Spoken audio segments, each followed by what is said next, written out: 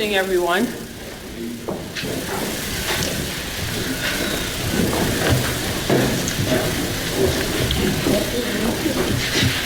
Okay, in terms of emergency evacuation procedures, please walk out, follow the exit signs, go out to the right. Also, I'd like to thank Plaza PTA for the hospitality. Everything was quite good. Had a donut, tried not to, but I did. On that note, we're going to continue with the agenda. Board of Education accepts the minutes of the Board of Education meeting held on December 11th, 2019, as detailed in the Friday mailing. Moved by Mrs. Reed. Second. Second by Mrs. O'Hagan. Any questions? All those in favor? Aye. Motion carries. Board of Education acknowledges receipt of the Treasurer's Report for the month of November 2019 as detailed in the Friday mailing. So, Moved by Mrs. Reed, second by Mrs. O'Hagan. Any questions? All those in favor? aye. Any opposed? Motion carries. Now I'd like to turn it over to Dr. Kami.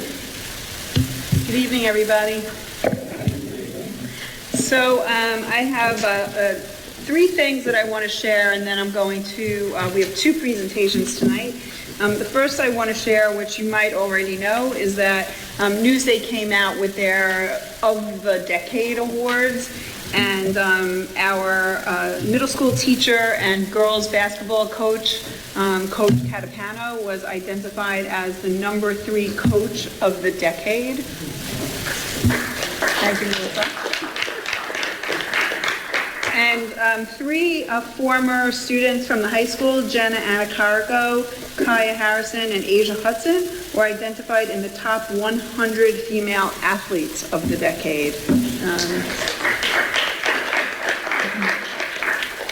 Two other quick things to share, and there'll be more about this, but we hosted yesterday 17 superintendents, principals from north of Syracuse, the lower lower Hudson, Long Island, Nassau, Suffolk counties, and New York City. We have been talking about redefining READY across the state, which is an effort to redefine graduation requirements for high school students. And this amazing group of educators came together to really take advantage of the opportunity to really help New York State to create a system that is worthy of students in the year 2020. And so there'll be more of that to come, but we're really proud of that work. And the last thing is really kind of a tease, let's call it. We are going to ask you to watch the news very carefully on Friday. We know for sure channel, jump in if you need to, Melissa, channel 2, channel 5, channel 7. She did this and I lost count. Newsday, I thought, and 12 are going to be in district for something really, really special. So just stay tuned. Morning or evening? Evening, and then our experience is that things that run on Fridays tend to replay on Saturday and Sunday. Okay. As soon as we get whatever it is that we're teasing you about, we will certainly take the clip and put it on our website and post it on social media and let you know. But very nice. Needless to say, it should be good. I was already told to wear lipstick on Friday, so I guess I have to. So I want to, I'm going to go to AP Capstone. I asked Mr. Mignella if he would update the board on our advanced placement capstone program, which we introduced last year. And so he has a presentation for you. Thank you, Mr. Mignella. Thank you.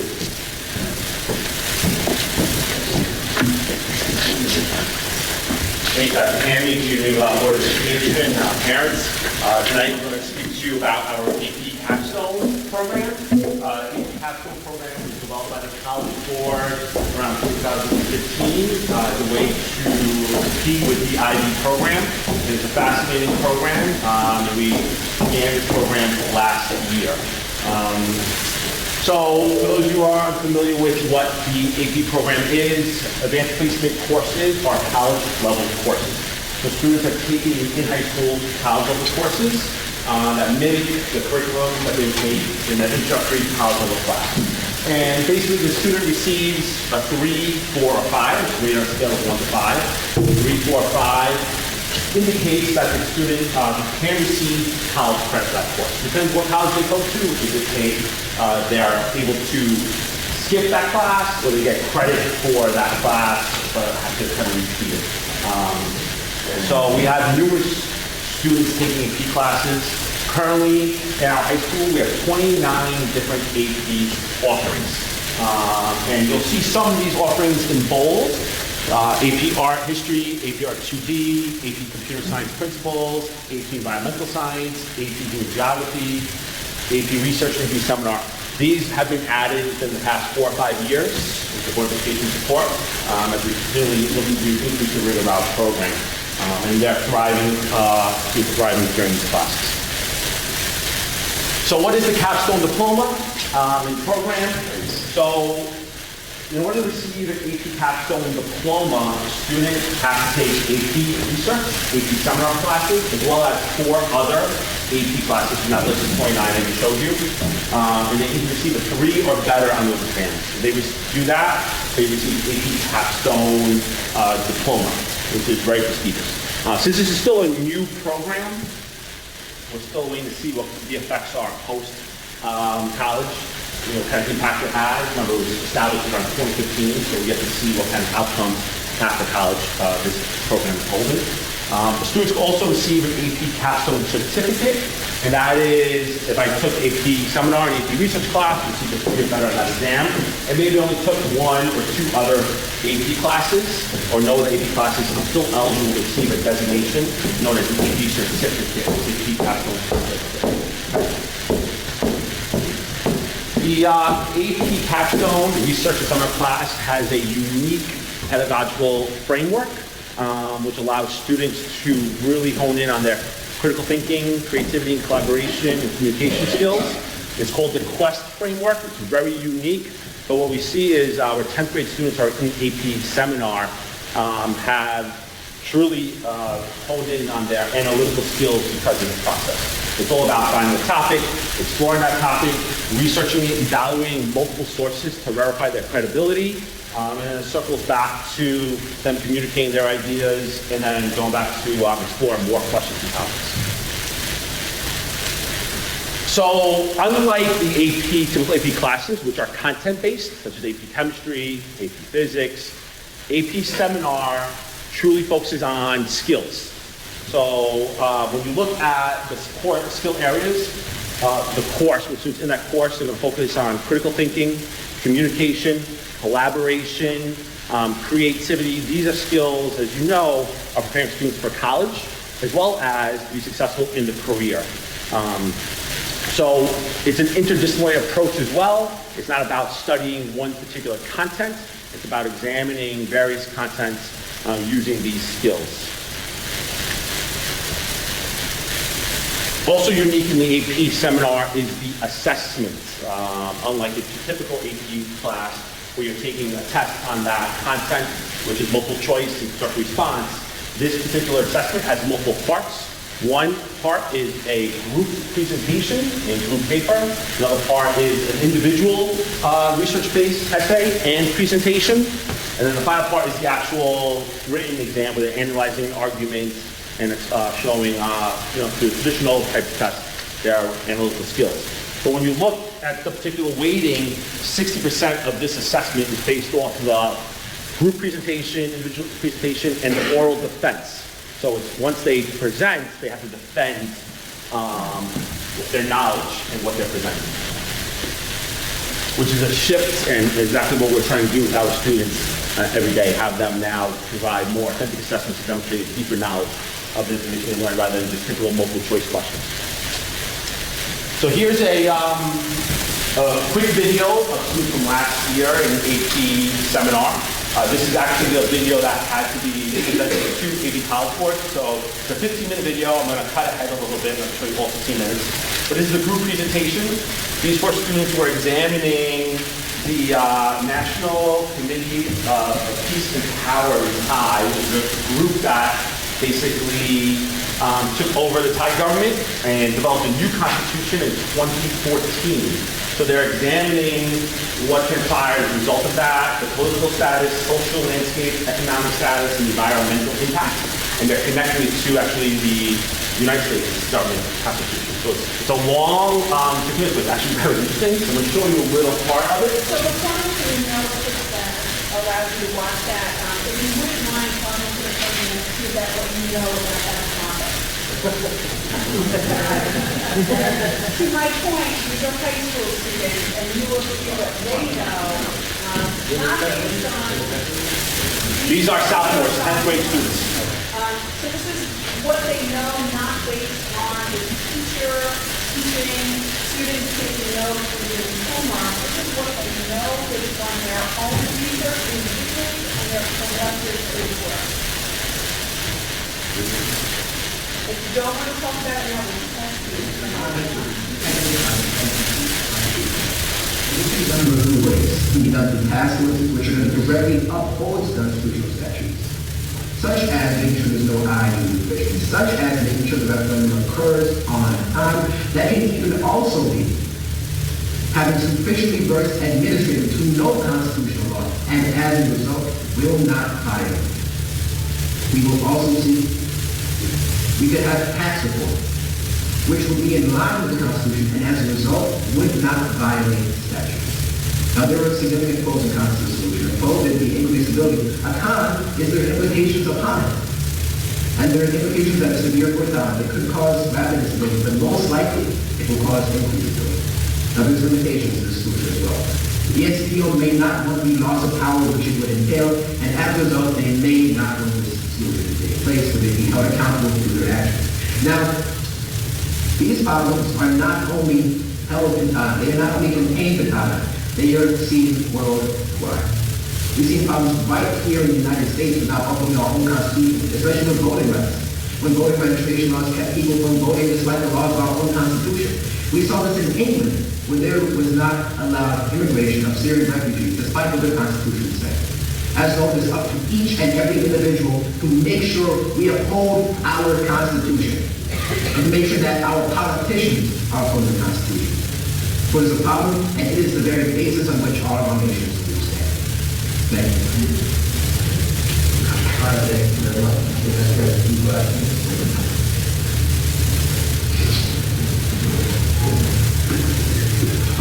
This is the entire group and part of the communication oral defense.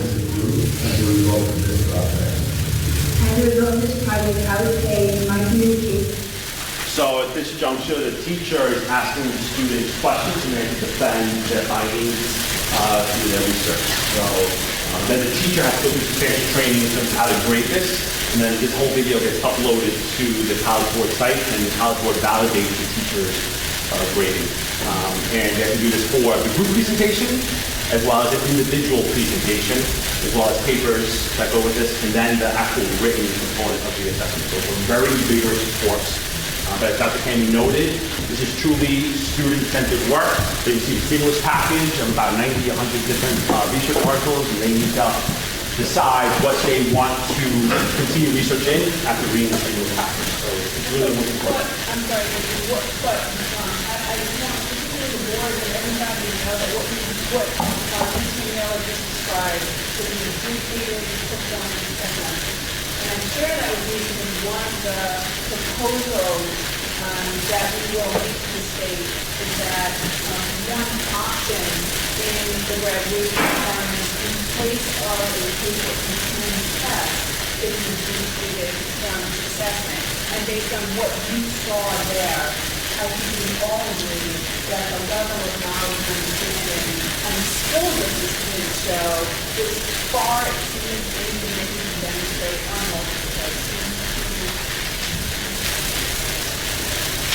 So the following year, the students will go into AP research class. This class is a junior class, so students have a packed schedule. They could opt to take it in their senior year.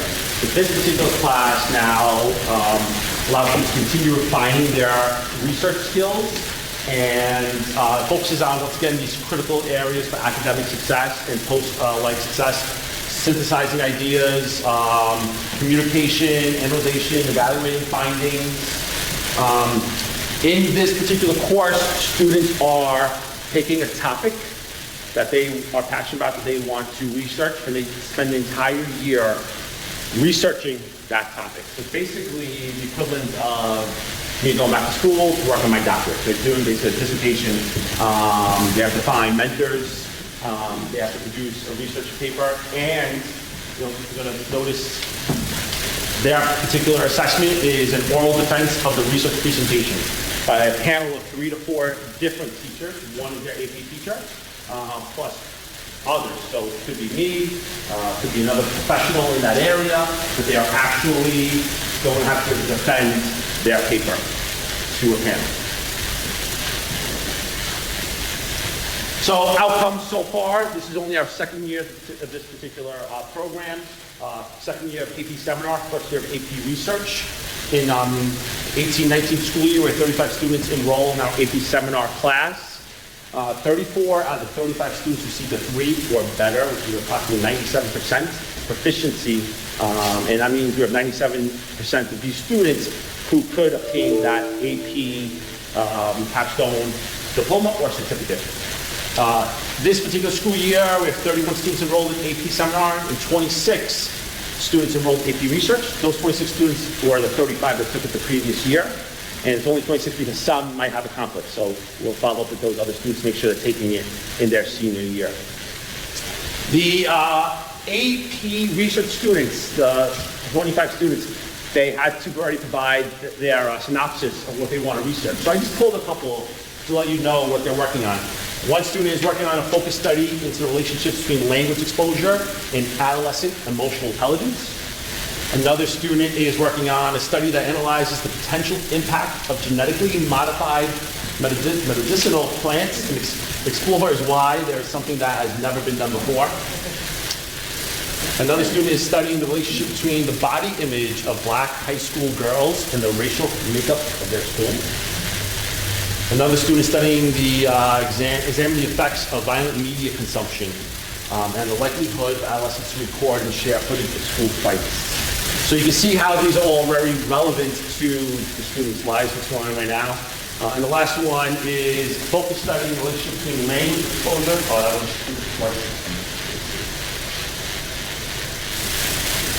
oops.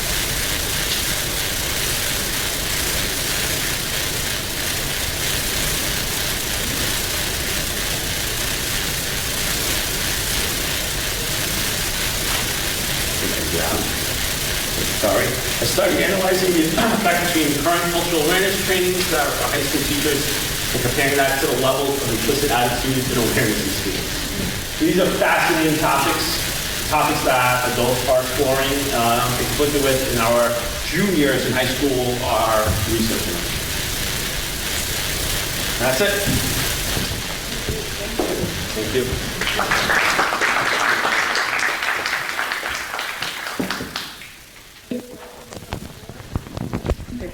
Questions from the board?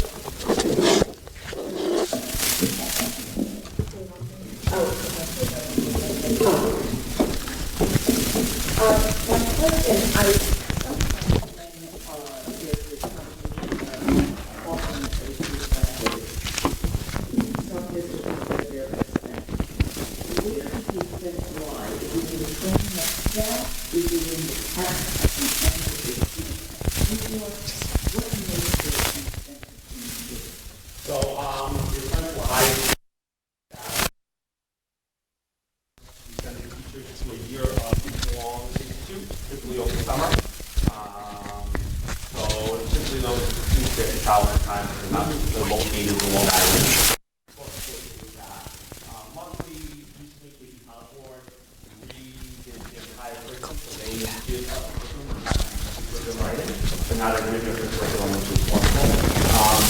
And then there's a course for the student family to take the roughly per exam. So the student wants to take, there are some reduction fees depending on economic status, classes, And my other question is, I know that there is a very long list of AP offerings all the time. Is there a minimum registration in order for class to run? So every year, makes it back to summer meetings. Then we present that. There are sometimes one or two students who are requesting certain classes. So you have some kind of a base minimum that you look for to run? We do look for a number of students where it would be effective, cost effective for the district to run the course. But there's only one or two students who can sit in it. We have some other options over sometimes, which are online important. So that student, they're interested in pursuing that particular concept. It's also important to note that the district pays for half the cost of that AP exam. Yeah, I'm sorry, I knew that. Right, I don't know that everybody does. The course is nothing, but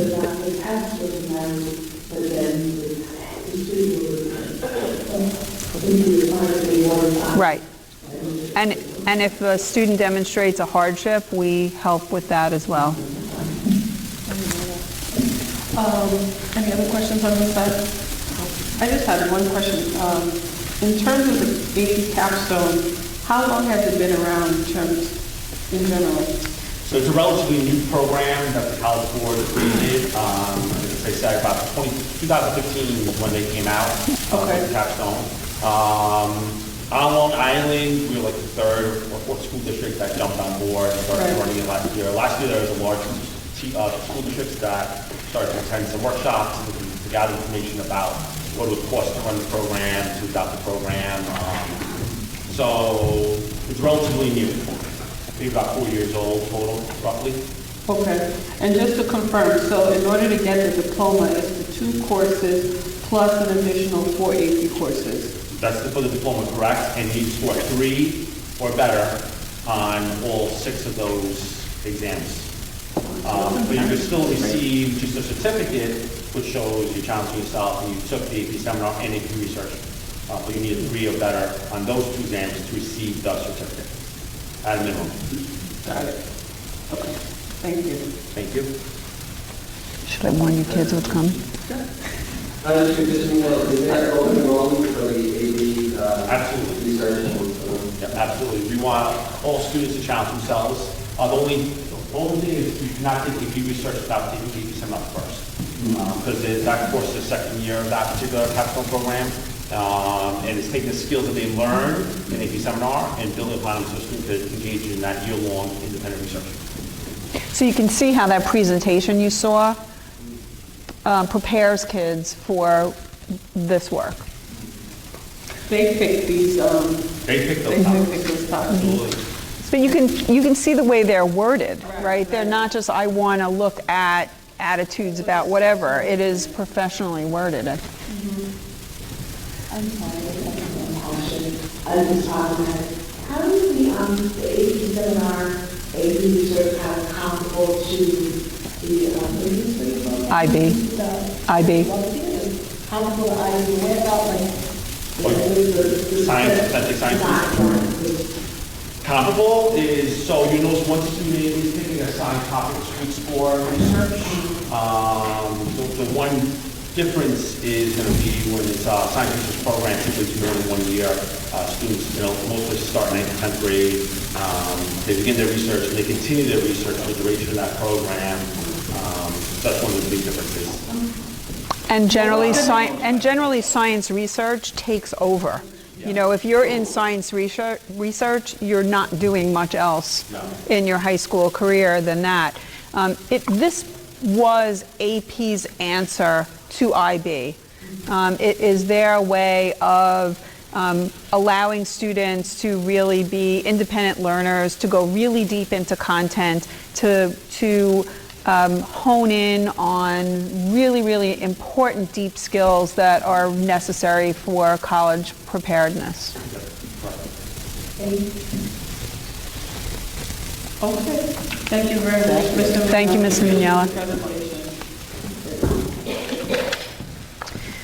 So before I start, I want to start by thanking some people who are here tonight. I want to thank Jason Smith and Michael Kaneda from H2M Architects and Engineers. I just need to share that Jason Smith, raise your hand, Jason, is also a Baldwin community member. I want to thank Noah Nadelson, did I get that right, Noah? Yep. And Joe Nocerino, not bad, from Unistat Financial Services, and Bill Jackson. Bill? Where's Bill? Okay, he's running late, but I want to thank him for a really easy name, and he's from Hawkins, Delafield, and Wood, and they are our bond counsel. So they are here also for the board if you have really technical questions that would make everybody else's head.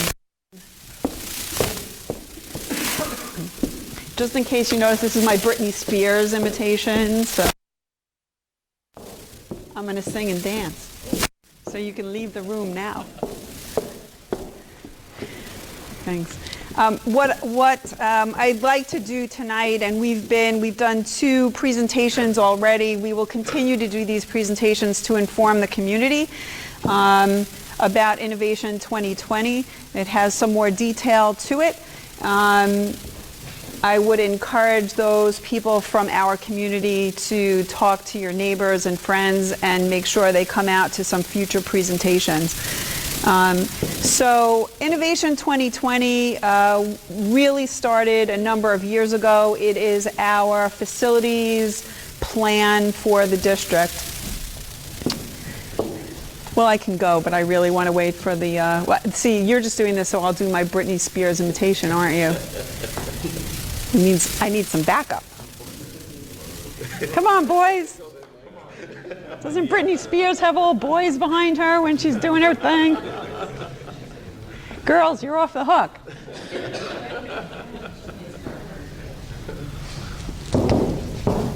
I could do a soft shoe.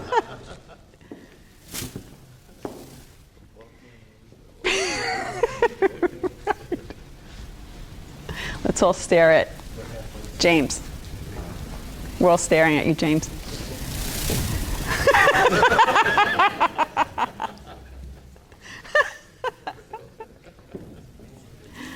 I need Joey Cola to lighten up the audience. Wow, really? Like sluggy movement. Didn't he do it in PowerPoint? Oh, it's because of the video. Oh, you know what I could do?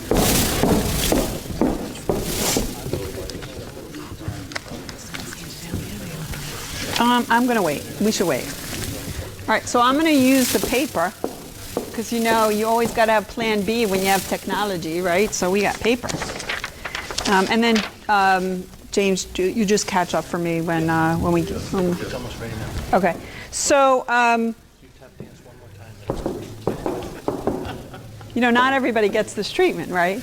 You name for me. Okay, here's the first test. Name the first superintendent that you know that has done a soft shoe at a board meeting in front of the community. Answer?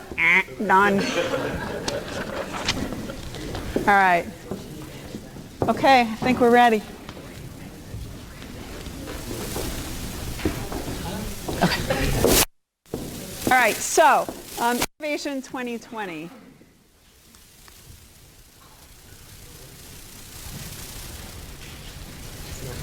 It clicked on the machine, but it didn't click on the screen. You know, James, you're making me look bad. Do F5 should go again. All right, I'm going back to paper.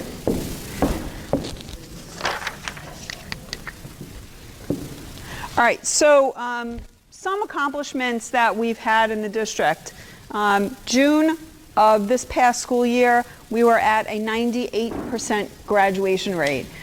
So in our high school, 98% of all students, that includes our ENL students, it includes our students with disabilities, 98% of our students graduated Baldwin High School.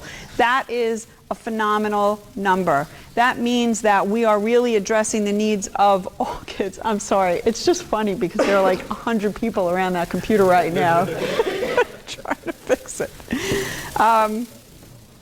Baldwin High School was recognized as a recognition school. That is the first time in Baldwin High School's history that it was recognized as a recognition school, and it sits in the presence of schools that historically have been noted for their outstanding academic achievement, including Syosset High School, Locust Valley High School, Jericho High School. So Baldwin is right in the mix with the highest achieving school district in probably the most competitive county in New York State.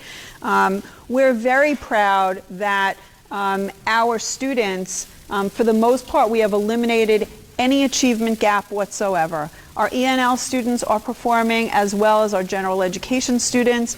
Our students with disabilities in general are performing as well as our general education students. The students who lag behind just a bit are our most cognitively disabled students. And those kids are really being trained for life after high school in employment. We are very, very proud of those results. I've seen that screen before. In terms of our innovation spans kindergarten through grade 12.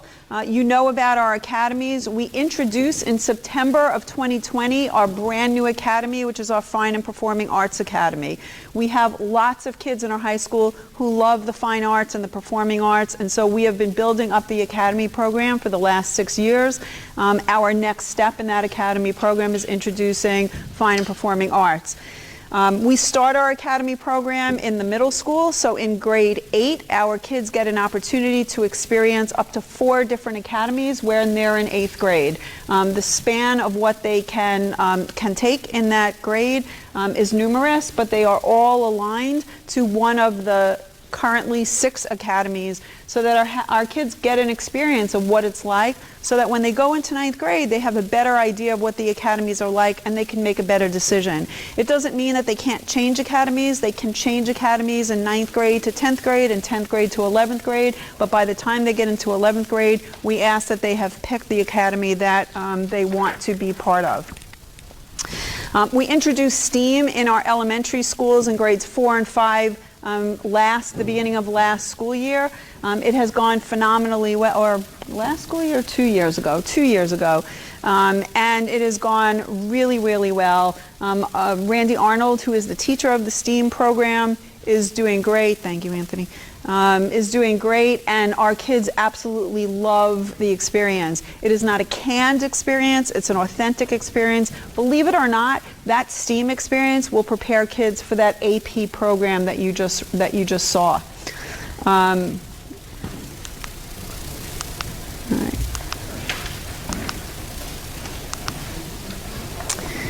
What we believe is the experience we want our kids to have is a personalized, inquiry-based, contemporary education. It's 2020. It is not 1960, it's not 1970, it's not 1980, it's not 1990, it's not 2000, and it's not 2010 anymore. It's 2020. And so our kids have got to be engaged in the kind of learning that is going to prepare them for the world of work when they get out of college. And so we start in kindergarten to make sure that they have those authentic experiences. One of the things I think that makes us different, and certainly makes our academy program, but all of our programs, kindergarten through grade 12, stand out, is that we firmly believe that our students should have out-of-district experiences. And I don't mean cute field trips or interesting field trips. I mean opportunities outside the school day, outside of the school walls, that really makes the learning that's happening in school kind of come together. It's the place where they get to apply the learning from in our school buildings outside of the school building. You all know about our Fine and Performing Arts program. It is an outstanding program. Music, fine arts, theater. It is, our kids love it. They excel in it, and it really takes the opportunity and the skills to a completely different level. You know about our athletic program. Our kids do phenomenally well in athletics. Our girls' basketball team is really just one example. It's probably the example that gets the most press, but it is not the only example. Our athletic program is an outstanding program. So why Innovation 2020? Why do we need to get to this step, right? We've done all of this amazing work instructionally inside our buildings. It's working. Why do something more? Well, a typewriter can type a letter, right? That works too. But we don't use a typewriter, even though it works, because it's 2020. And so it's time to make our buildings actually fit the type of instruction that's happening in the buildings. Now, a lot of places will do it the opposite way. They'll go to the community and they will say to the community, our buildings are old, we need to fix our buildings. And then they'll work on the instruction to meet what the building looks like. We've done it the other way. We've said, this is what instruction needs to look like. These are the things that we're doing. And now, community, now that you've seen the things that we've done, you've seen our successes, we've made the case to you, now we need to make the buildings fit what's happening inside the classroom or the learning. And so this is an example of a business in 2019. Right? You know that we went to Google, you know that we went to places like Mashable and WeWorks, and we started redesigning learning spaces so that they look like contemporary office spaces. These are some of the examples of some of the spaces that we've redesigned. How many of you want to be him?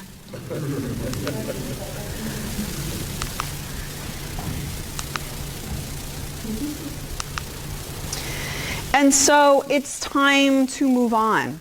We have been innovating and leading throughout this process. We were one of only 20 school districts across the entire United States to be asked to be part of the Innovation and Transformational Leadership Network.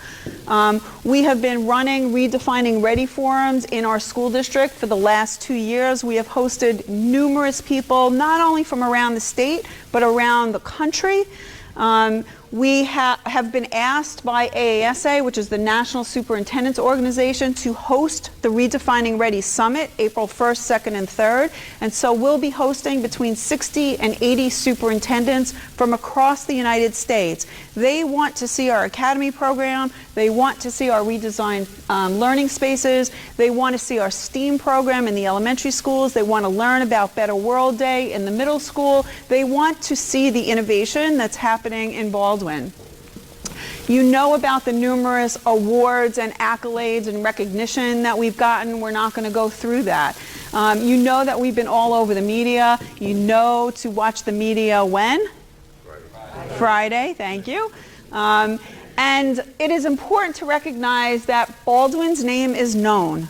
When I go to places, they are asking about the things that we're doing. They're not saying, oh, Baldwin, where's Baldwin? They already know where Baldwin is. And it doesn't matter if I'm in New York State or if I'm in Washington, D.C. They know who we are. They're watching us. They want to know about the innovation that's happening in a middle-class school district on Long Island.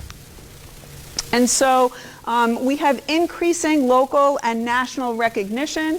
We are meeting the challenge of contemporary learning. That's what Innovation 2020 is all about. It is about our kids. It's about making sure that the learning opportunities that they engage in is relevant and meaningful, and it's contemporary for where we are now and not when I went to school.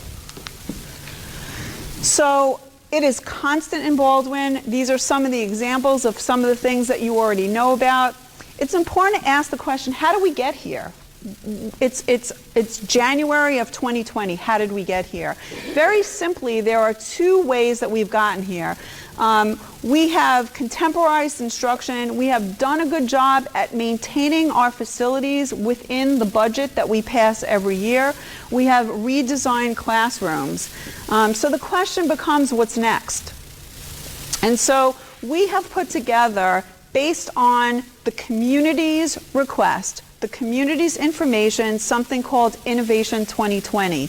Innovation 2020 is a multi-year, multi-funded capital improvement plan that is based on two things. It's based on information the community gave us in October 2016 when we did a community input night with over 100 Baldwin residents there, and it's based on a facilities report that we have to do every 5 years that tells us about the infrastructure of our buildings.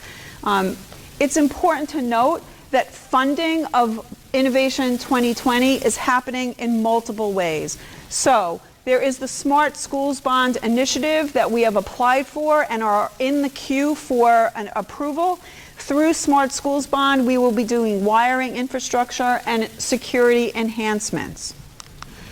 We have we have a multi-year capital reserve plan, and inside the capital reserve plan, we are doing roofing projects, we're doing new windows, and replacement doors. The multi-year capital budget, which is the money that is inside the yearly budget of the school system, we are doing general maintenance, and we have an elevator for Plaza budgeted in there. What's important to recognize is the minute that New York State went to a tax levy cap, the ability to raise money through the regular budget process for large capital improvements disappeared. Absolutely not possible. So inside the regular budget, we are able to maintain the facilities as is, but we cannot do big projects. It is not possible to get that kind of money.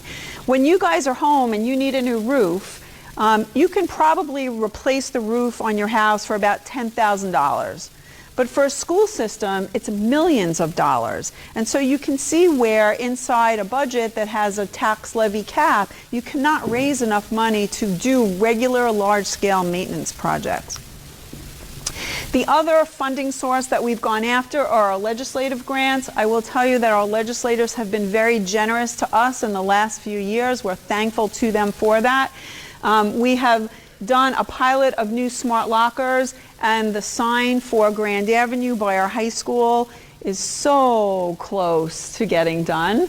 But what's important to recognize too is that locker project, we are the only school system in the entire country that has this pilot. 6 years ago, we started looking for a company that would allow us this kind of project. Can I have your ID badge? And what we have found finally is a company that, do you remember your lockers from high school? Okay, do you remember your locker combination from high school? Okay, everyone's laughing. I do, and I'm pretty sure that with very few exceptions, I was in high school a lot longer than almost anybody, except maybe one person in this room. And it was 29, 15, 25. I mean, I particularly find that very scary, but I remember it. I don't have the lock anymore, but I do have the combination. What'd you say? Because we just took your stuff. I can't find the lock, so. But what we've done is we have a pilot bank of lockers that you take your student ID card and you swipe it and the locker opens. And then you do what you have to do and you close your locker and you swipe it and your locker locks. Why is that important? A, it creates the need to wear your ID badge. B, in the event of, God forbid, a lockdown from the back end, we can prevent anyone from going into their lockers. And at the end of the school year, when we say to all the kids, okay, it's time to empty your lockers, we can open them up all simultaneously. And if any of you have high school age kids, particularly boys, you will know what's at the bottom of those lockers, and you probably won't want to go anywhere near those lockers. But we are the only school system in the country to be piloting that, and that is being funded in part through legislative grants. The last option for us is a capital bond. So you can see we've used Smart Schools Bond, we've used capital reserves, we've used our budget, we've gone to our legislators, and now to do any big work, we have to come to the community. And this is really the result of the community coming to us. At that Community Input Forum on October 26, 2016, the community told us very decisively the kind of physical improvements they wanted to see in their buildings. And we went ahead and we did a thought exchange starting in the fall of 2019, and we asked the community, tell us what you want. I will tell you that what came out on Thought Exchange validated exactly what we were told in October 2016. Why is that important? It tells us that the information we got from over 100 Baldwinites in 2016 is really reflective of what the community is expecting and wants to see in their buildings. And so when we looked at those Thought Exchange results, more than the top 40 thoughts were all air conditioning. We had to keep scrolling page through page through page through page to get to the next top thought. The community is asking us for air conditioning. They're asking us for updated bathrooms. They're asking us for updated athletic facilities. They're asking us for a modernized performing arts center. They're asking us for kitchens in the elementary schools, an updated library, media center at the high school, and enhanced learning opportunities spaces for our students. And so what we are presenting to you tonight is a culmination of all of that information that we received from the community, and that is the capital bond portion of Innovation 2020. So these are the things that are built into the bond. It is air conditioning. This is by level. So at the high school, it's air conditioning for the entire high school. It is the school entrance improvements. Some have said, why do you have to make the entrance seem fancier? Our entrance is good enough. Well, the entrance is going to be designed with a security vestibule, what's known as a that timing was almost perfect for me. What's known as a man trap. So if you want to catch a man, we're introducing man traps. But basically what that is, as you walk into the high school, before you can get through the second set of doors, you have to pass through security, present your ID, and then you're allowed through the second set of doors. So it's an enhanced entrance to the high school, but really the added benefit to that is having the security vestibule. School entrance improvements, corridor improvements are in as an add alternate, so that depends on how the bids come back. Should the bonds pass. Corridor improvements, new gymnasium in the high school. Right now we have a gym and a half in the high school. The half a gym was originally proposed to be a pool. When they built the high school, they ran out of money, and so the pool never happened, and we got a half a gym. That was also in the time when girls did not participate in physical education. And so now we have an amazing boys basketball team, an amazing girls basketball team, an amazing volleyball team. We have sports night that's a historic legend in the community, and all of those things are competing for a gym and a half. And so this introduces a second gym. A second gym. New locker rooms, additional storage, new grandstands, press box, scoreboard and paving on the high school, a new building addition for technology spaces and innovatrium spaces. So where technology is right now, it will be part of a new wing, and that space will be repurposed. Existing locker room renovations, ADA compliant toilet rooms, a new media center. The old library will be renovated as an add alternate, depends on whether or not there's enough money for that. A new performing arts center that will seat about 1,496 people. That will allow us to hold graduation indoors in case of inclement weather. Also at the high school, new operable room partition in the auditorium. So in a large auditorium, there'll be a partition that will make the auditorium feel smaller so that our kids don't feel like they're performing to an empty auditorium. It'll make it smaller. Demolition of for a new auditorium and technology classrooms. The auditorium as it exists now will be renovated. It will be split down in half to two smaller spaces. So they're kind of like black box theater spaces, or as the AP capstone students are doing their presentations, they can go there and have a regular size space to do those presentations. resurfacing parking areas, home and career, a brand new culinary kitchen. So right now our kids go to BOCES for culinary arts. This will allow them to stay in the home school. We won't have to pay BOCES tuition anymore, and it also opens up their schedule. Those kids who are in the culinary arts program are forced to choose between going to BOCES for culinary arts and other courses that they now cannot take at the high school. This will open up those opportunities for those kids. New field lighting, new turf field, new turf infield, because if it rains really badly, the kids can't even play baseball or softball because the infield is flooded. A new track, new parking lot, the mural at the Commons will be fully restored. The existing home and careers interior renovations as an add alternate, additional parking. We are, as an add alternate, one of the things that the kids in the community told us is that it is too crowded in the corridor between cafeteria A and cafeteria B. They told us they would like indoor-outdoor eating spaces and not to be stuck inside all the time. And so what we would propose is in cafeteria B, the smaller cafeteria, if you can kind of imagine like glass garage doors that would go up and create an indoor-outdoor space to improve that experience for our kids. And then elevators in the 300 and 500 wing.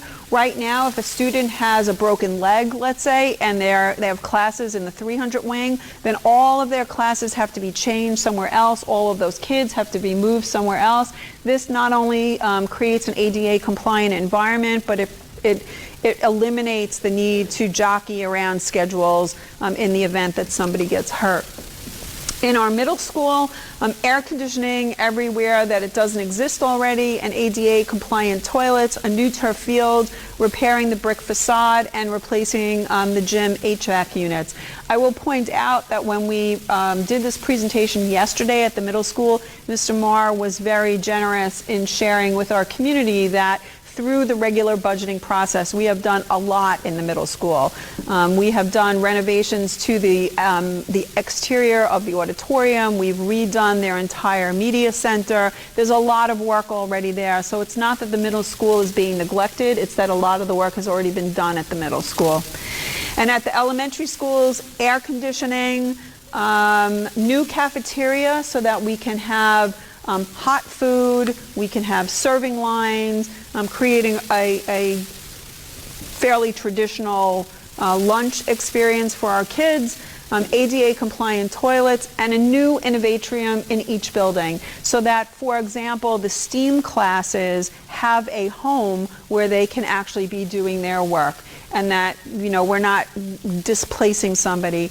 We also see changes in enrollment over time, and so having an addition of an innovatrium gives us the opportunity not to have to worry about not having enough classroom space.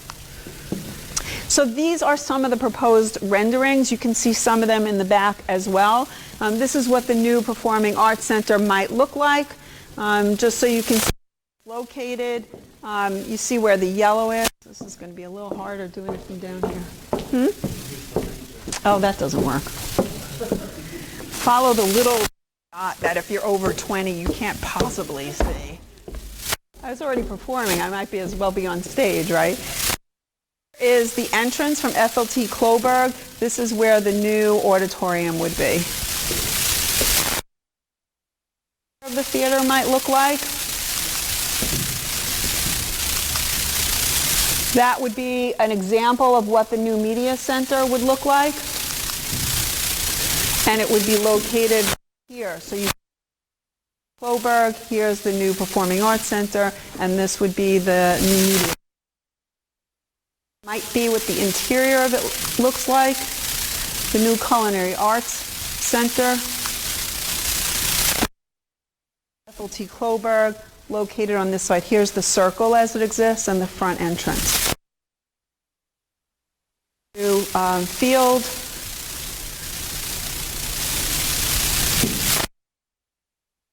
So that the green space is the new field.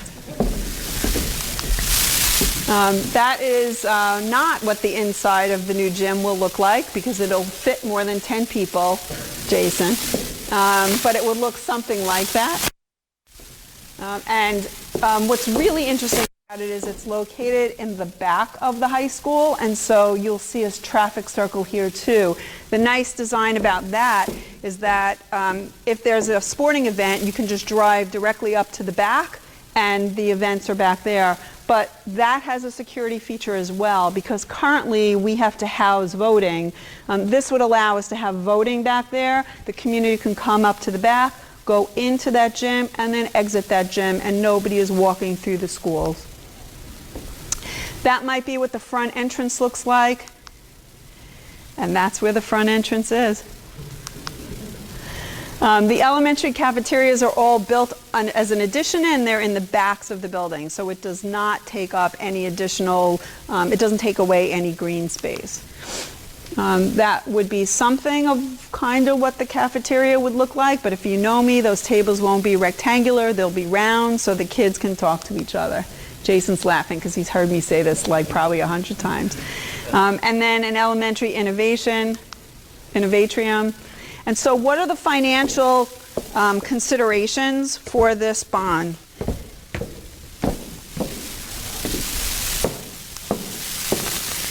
So what we know, because we have looked at the assessed values of all of the homes in Baldwin, we know that almost 80% of homes in Baldwin, 79.47%, are assessed between 400 and 799.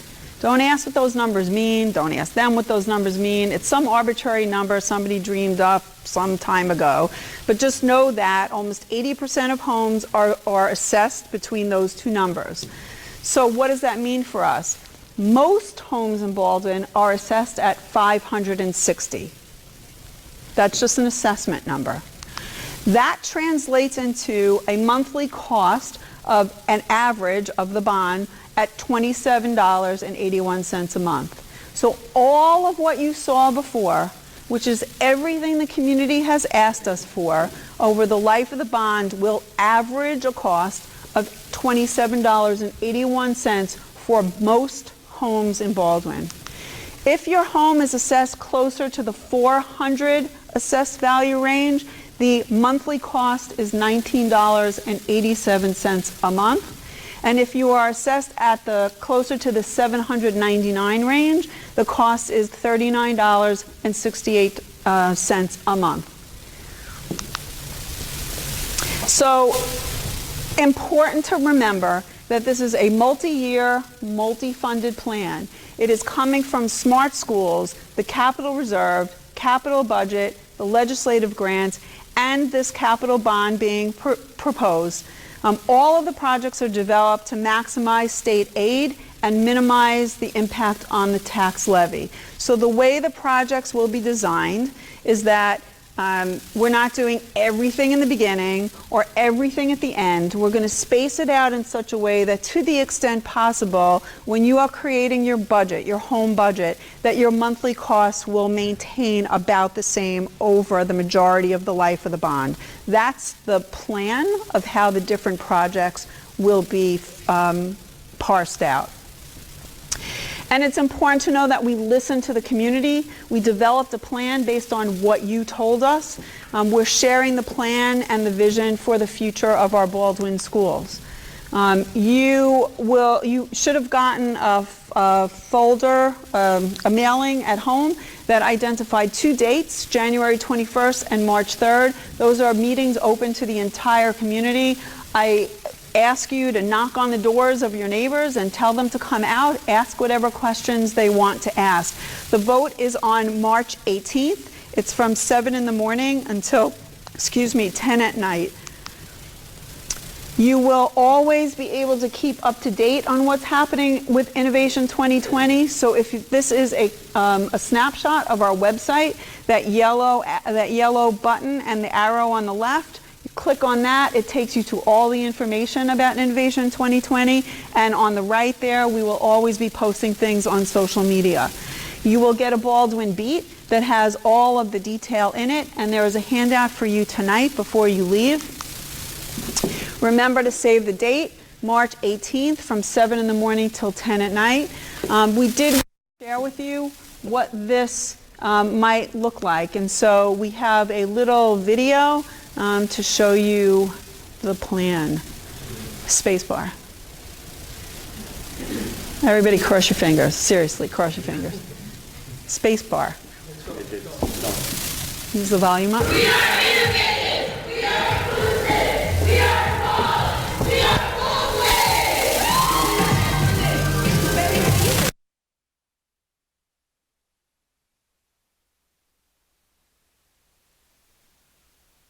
You're coming down FLT Clover.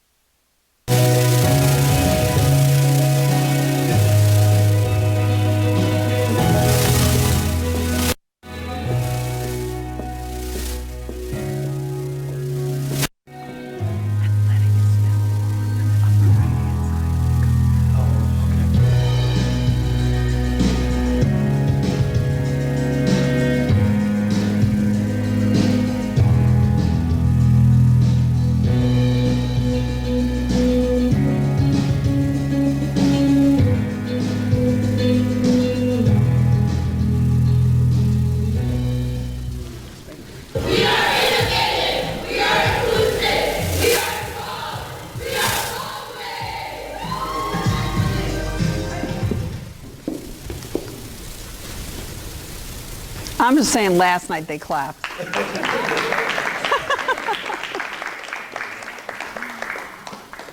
Questions? I've seen this many times and I'm so amazed. A lot of work. Thank you again for this presentation. So I want to make sure that we all recognize Dr. Robinson, who's been key, and all of the guys. And it does not go unnoticed that there's no women, but just saying. But it has been a collective effort. I will say, though, the driving force behind all of this is our community. If our community did not ask for it, we would not be here today. They have asked us to match the buildings with what's happening instructionally, athletically, and performance-wise. So that's why we're here now. So now is your time to ask questions. Thanks, Anne. Thanks, Jane. Thank you.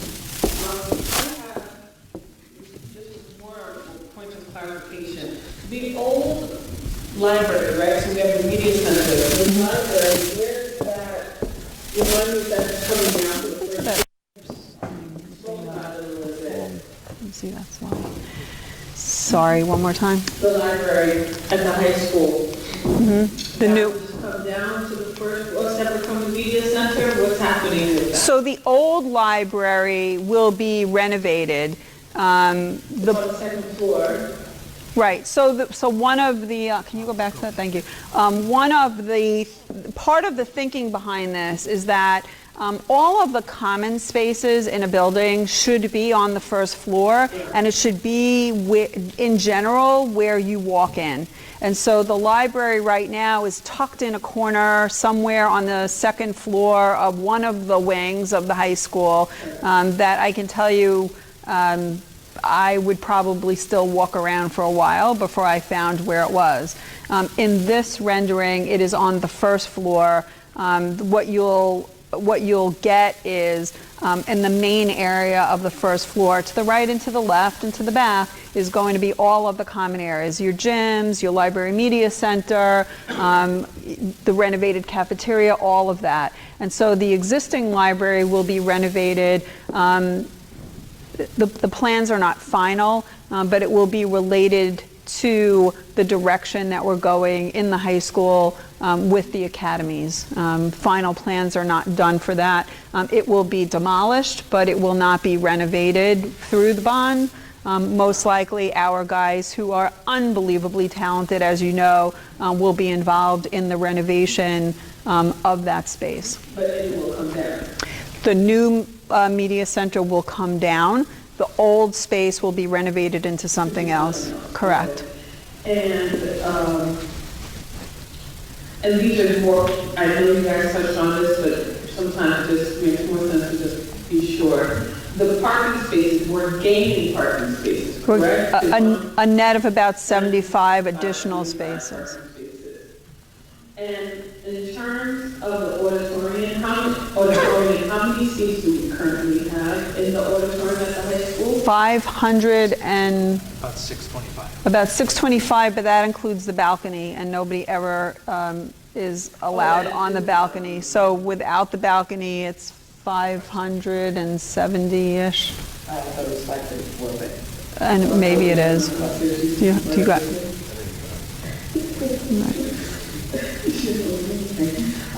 But you recognize that cannot even hold a grade of students with their teachers. Exactly.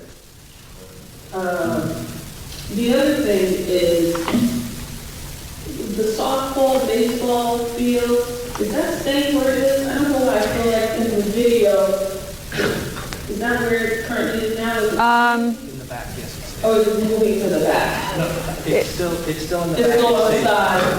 Okay. The infields that we're talking about are all the way to the east side, after the building, currently.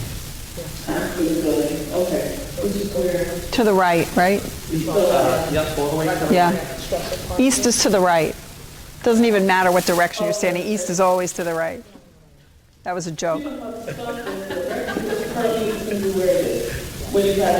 I just got to make sure you know that was a joke, right? I know that east is not always to the right.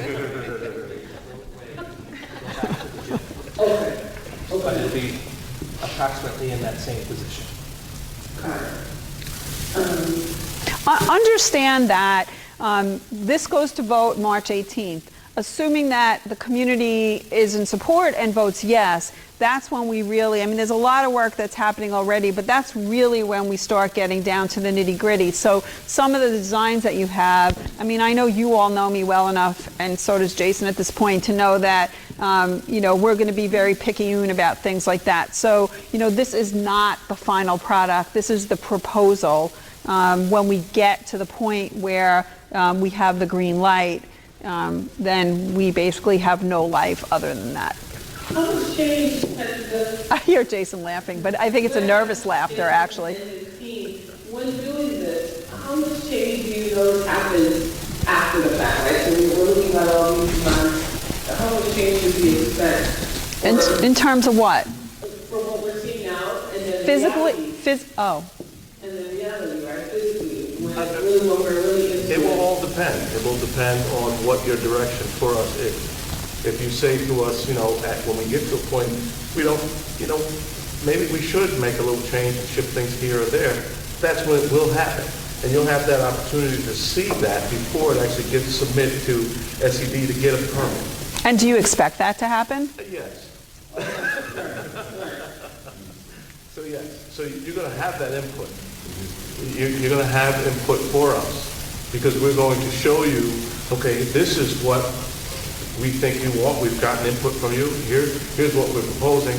And then you go, well, wait a minute, what about, you know, I think we should move it a little bit to the left or the right. Can we do it? Why can't we? Not. So we'll have that back and forth dialogue so that you will have that opportunity. I mean, we've walked the spaces already. You know, these guys have walked it more than I have, but we've all walked the spaces. We've had the pleasure of going into the locker room for the wrestling team.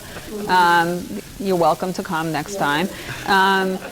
But, you know, we will go through everything. You know, the first thing that we'll do, though, is parse out the projects. And remember, too, that all this has to get bid, you know, as the projects are going. So part of this is how do those bids come back? You know, with the sign, we've gone out 4 times already. Until it comes back favorable, we're not going to accept it.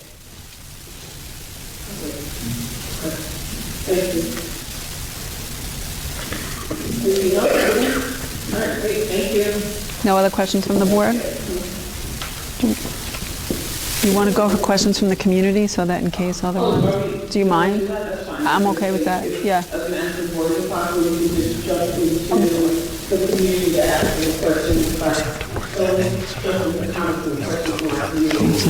Yeah, I just realized that when you pointed there, I will. Okay. Items to not be discussed with confidential. Go ahead and ask any questions based on this presentation. Primarily, you have anything. So the timeline. Name and address, please. Sorry, Wild, 655 Kansas Place. So the timeline, 5 to 7 years? So what we would hope, you know, you guys correct me if I'm wrong, what we would hope is that we would be able to start and end the work between 5 and 7 years. Again, that depends on the bidding process. It depends on state ed. It depends on factors that are outside of our control.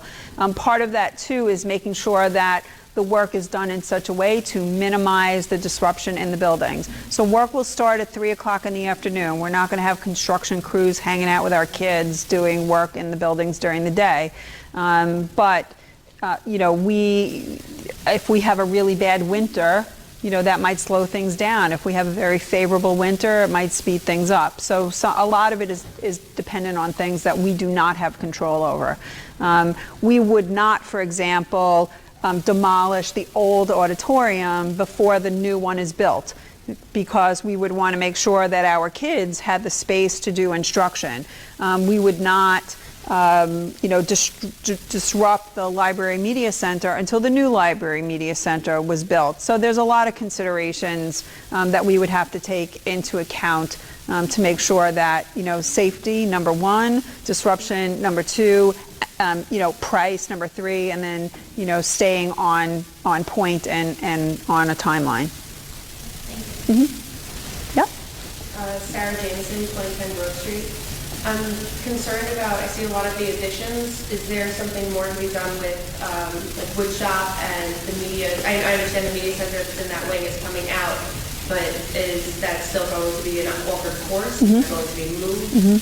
So with the exception of one of the technology spaces, they are being moved to a brand new space. We will have, first of all, we're going to go back and look at enrollment in all of the technology courses.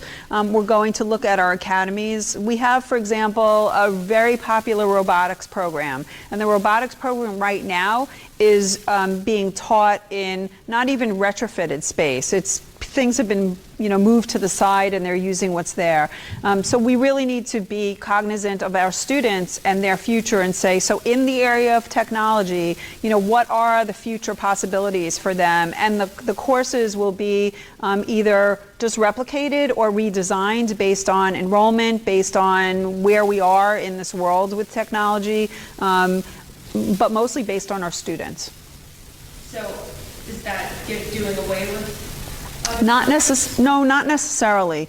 I can't answer the question yet because we haven't done that research. If we find that the woodshop classes have a consistently big enrollment, then we wouldn't want to take that away, but we would want to modernize it. So in the world today of woodshop, it really is programmed. So the designs are programmed and then the machines do the cutting automatically. So the emphasis might be more on design, but we really have to do more research into that.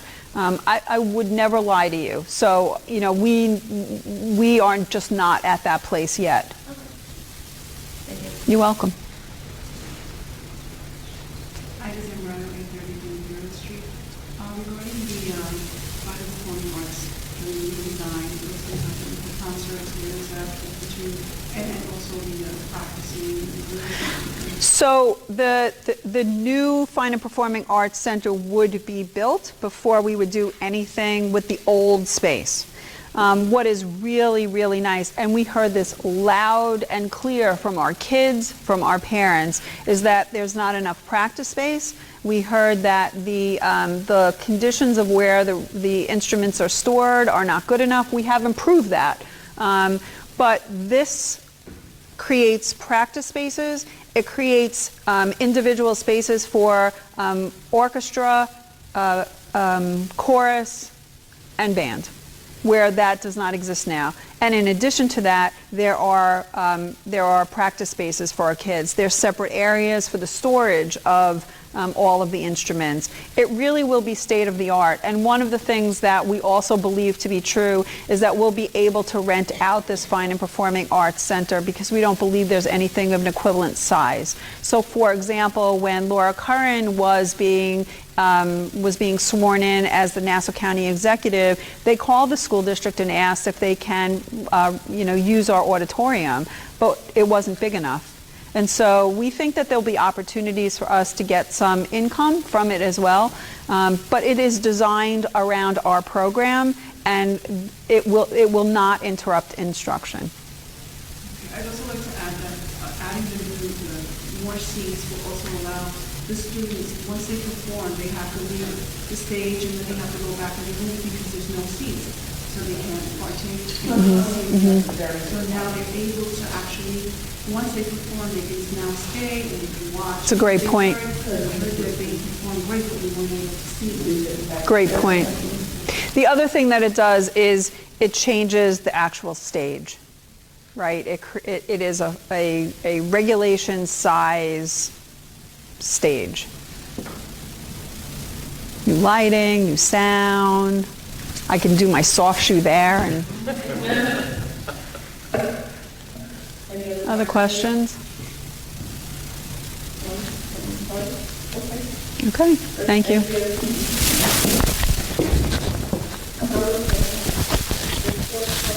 I couldn't get this on. I couldn't get it on.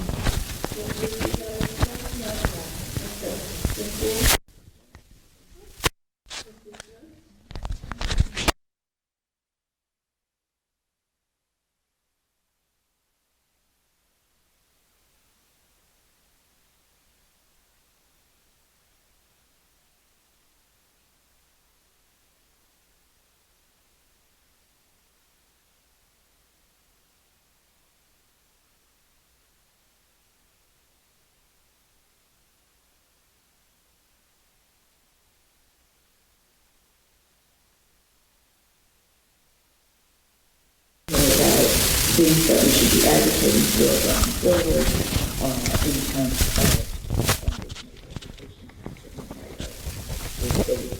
having a reduced revenue stream and other things that we should be working for. It's a very useful conversation, and he's a wonderful advocate for Long Island, so it was good to have him as a guest. That's it. Great, thank you. All right, moving on. Dr. Cameron, did you have anything else? You're good. Okay. Moving on to the agenda, the Board of Education approves the Personnel Actions Report for January 8th, 2020, as detailed in the Friday mailing. So moved. As addended. Moved by Mrs. O'Hagan, second by Mrs. Reed. Due to the confidentiality of this report, it cannot be discussed in public. All those in favor? Aye. Any opposed? Motion carries. Did you want to excuse the team? Did they want to? Oh, you're subtly trying to do that? If you'd like to stay for the entire meeting, by all means, go ahead, but. Jason has a Baldwin UFSD. As a Yes, fine, it's gripping. But thank you guys, we appreciate it. Oh, gosh. All right, the Board of Education approves the recommendations for services of the Committee on Special Education Sub-CSE 504 Committee and Committee on Preschool Special Education in September, October, November, and December as detailed in Friday mailing. Moved by Mrs. Reed, second by Ms. Cools.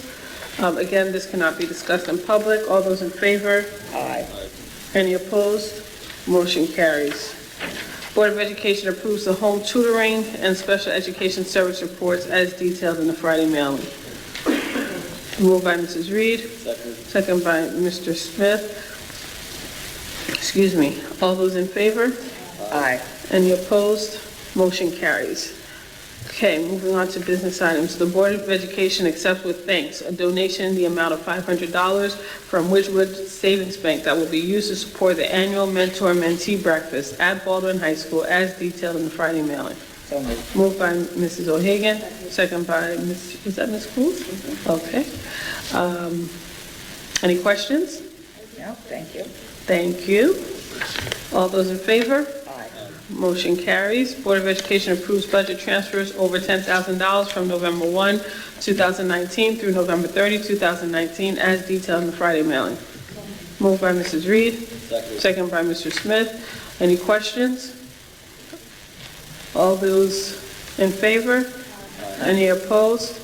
Motion carries. The Board of Education approves a budget increase of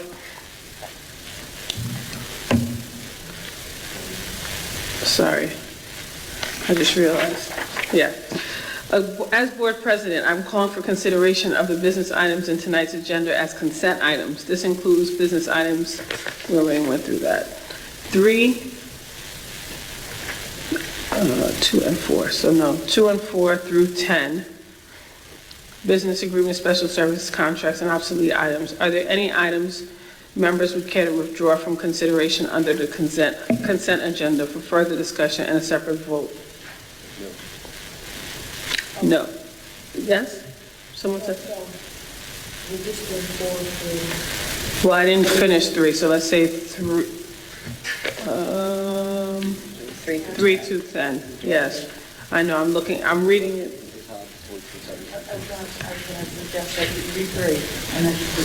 Okay, 4 through 10. So I'll read 3, so it will be 4 through 10. That's okay? Do I have a motion to approve consent agenda, the consent agenda including business items 4 through 10? I could do 3 after. I get the approval. Yeah, I'll do that. Moved by Mrs. Reed, second by Mr. Smith. All those in favor? Aye. All opposed?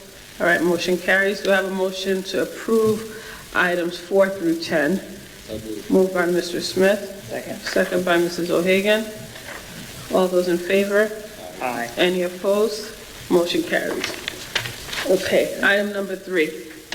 Board of Education approves the budget increase of $4,443.80 in the connection with the Connect Kids to Parkfields trip grant and will cover the transportation costs for the 3rd grade trip related to the For the Birds program for the 2019-2020 school year at no cost to the district as detailed in the Friday mailing.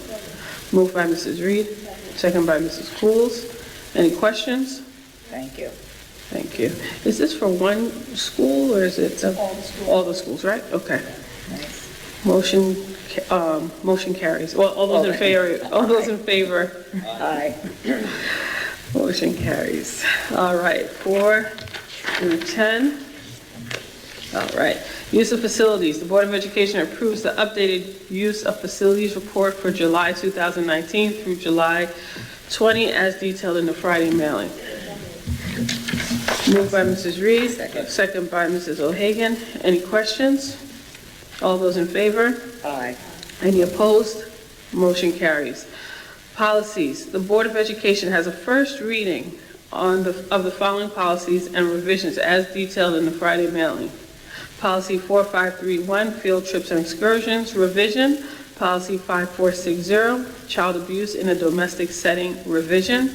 Policy 8334, use of credit cards. The Board of Education has a second read, adopts following policies as detailed in the Friday mailing. Policy 8115, pesticides and pest management.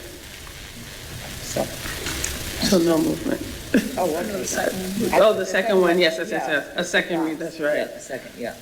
Moved by Mrs. O'Hagan. Second by Mr. Smith. Any questions on that policy? All those in favor? Aye. Any opposed? Motion carries.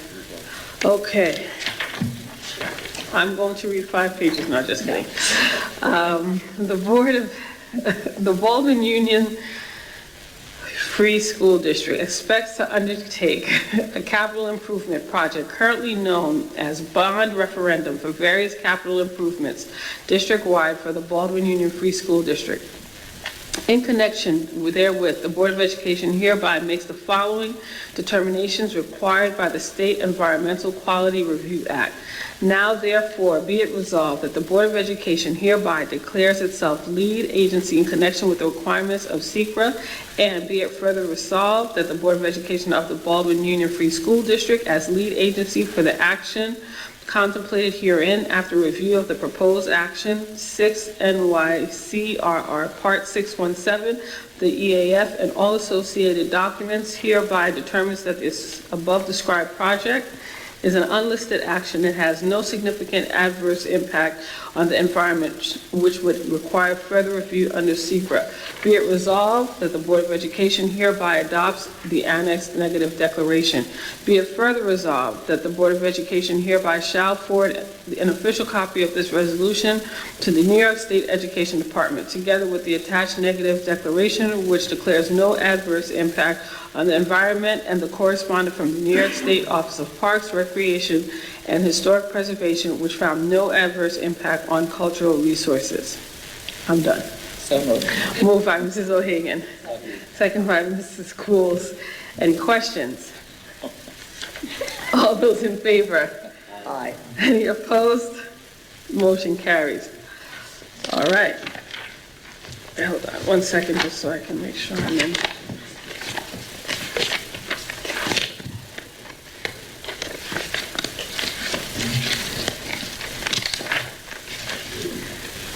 Where is, I have, is that one? I'm going to read this, but I just want to find it here. Oh, was that? Oh, okay. That's here. Oh.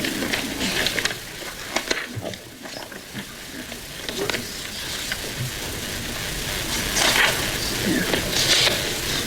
Got it. Okay, thank you.